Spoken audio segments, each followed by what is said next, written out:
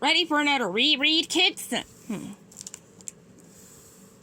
Today's story is 101 Dalmatians, Friends to the Rescue. In a townhouse in London, there lived two dogs named Pongo and Perdita who loved each other very much. Their human pets, Roger and Anita, and a cheerful housekeeper named Nanny, lived with them too. They were all very happy together. Everyone got excited when they learned Perdita was expecting puppies. 15 puppies, Roger exclaimed. On the stormy October night they were born. Pongo beamed. He was filled with pride and love. Outside, lightning flashed and thunder roared. Boom! Suddenly the front door swung open, revealing a tall, thin woman wrapped in an enormous fur coat. She was Cruella de Vil, an old classmate of Anita's. She had heard that puppies were on the way and had come to buy them. She stroked her fur coat, grinning evilly. I'll take them all, she cried, the whole litter. Pongo barked. He didn't like Cruella at all. He decided his puppies would never belong to her.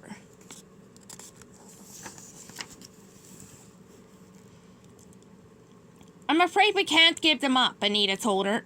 Cruella glared at Roger and Anita pulled out her checkbook and pen. Don't be ridiculous. I'll pay you twice what they're worth. She shook the pen so hard the ink flew all over Roger and Pongo. Roger was annoyed. With Pongo by his side, he declared, we're not selling the puppies. Cruella stormed at the door. I'll get even. Just wait. You'll be sorry, you fools. Weeks passed, and the puppies grew strong and healthy. Each night, Patch, Lucky, Rolly, and the others snuggled while Pongo and Perdita took their pets for a walk. One night, while Pongo, Perdita, Roger, and Anita were out, the two evil men named Jasper and Horace went to the Dalmatians' home. They pushed past Nanny and stole the puppies. Police, help! Cried Nanny when she realized what had happened, but it was no use. The police couldn't find the puppies. When Roger and Anita returned, they were horrified. They didn't know what to do. It's all up to us, Pongo told Perdita. Roger and Anita, were only human after all. The Dalmatians decided to use the twilight to bark. One dog would howl a message, then the next dog would pass it along, and so on. It was the quickest way for dogs to send news across the country.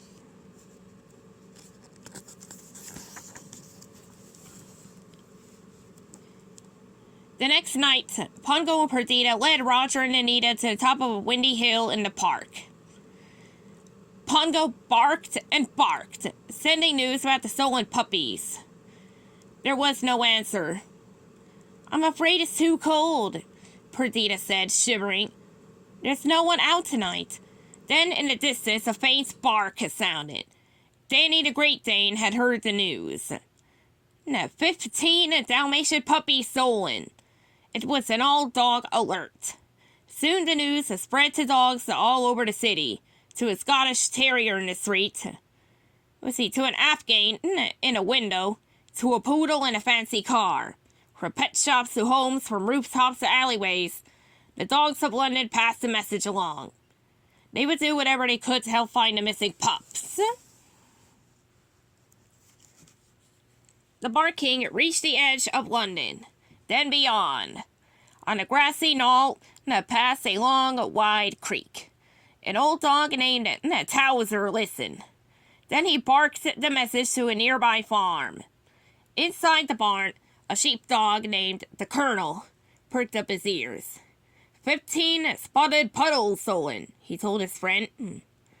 A cat named Sergeant Tibbs. 2 wolves, one yip, and a wolf. It sounds like puppies, not puddles, the cat said. Then Tibbs remembered he'd heard barking at the old, the Ville place 2 nights ago. The missing puppies had to be there. The Colonel and Tibbs snuck over to the abandoned castle and spotted the pups. 1, 2, Tibbs began to count. The 15 stolen puppies were there, along with 84 others. Cruella de Vil had gotten Jasper and Horace to kidnap the Dalmatian puppies so she could use their fur to make coats.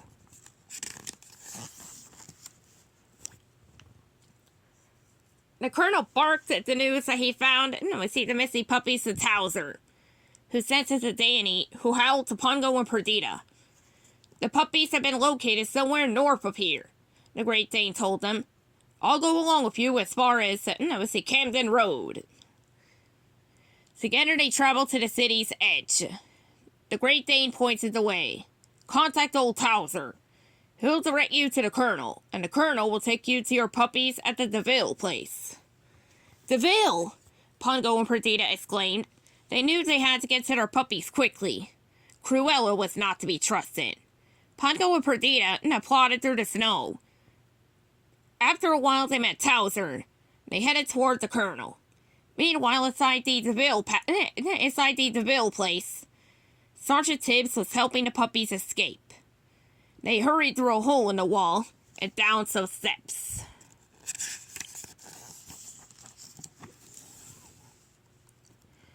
The puppies hid under the stairs, but soon Horace and Jasper discovered them. As the evil men crept toward the puppies, Pongo and Perdita crashed through the window. The two dogs bared their teeth and leaped onto Cruella's dogs. The men fell to the floor. Sergeant Tibbs led the puppies back to the Colonel's barn, while Pongo and Perdita fought Jasper and Horace.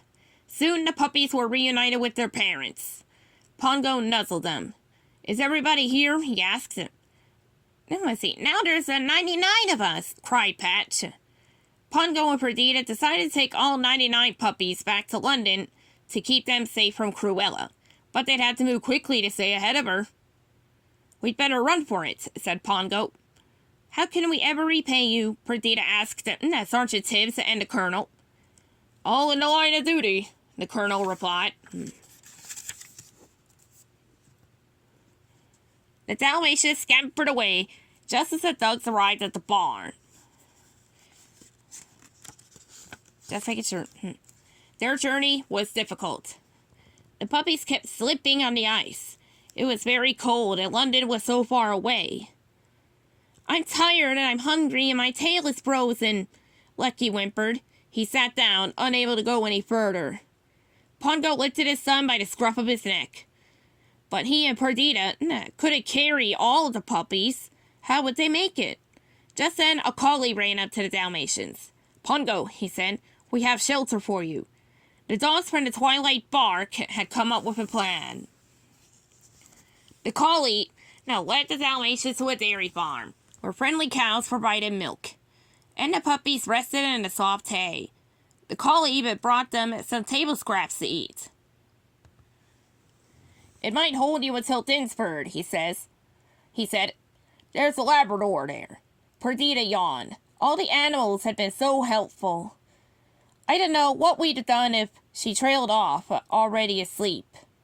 The next morning, Cruella joined the search for the puppies. By the time the Dalmatians had reached Dinsford, she and Horace and Jasper weren't far behind. Pongo and Perdita led the puppies to a blacksmith shop, where a Labrador was waiting. The van down the street is going to London, the Labrador said. Pongo and Perdita were delighted. That meant they would be able to ride the rest of the way home. Just then, Cruella's car screeched to a stop next to the van.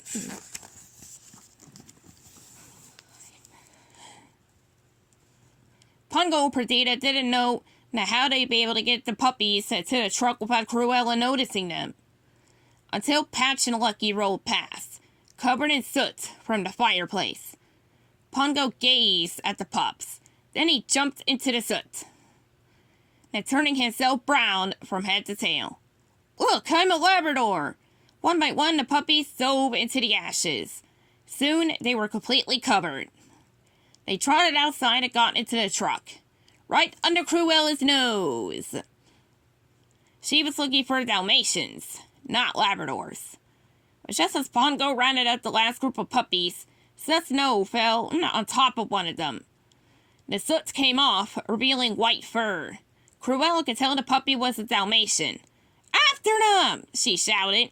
The dogs leaped forward, but the Labrador raced up, growling. The men stopped in their tracks, leaving Pungo enough time to grab the last puppy before the truck left for London.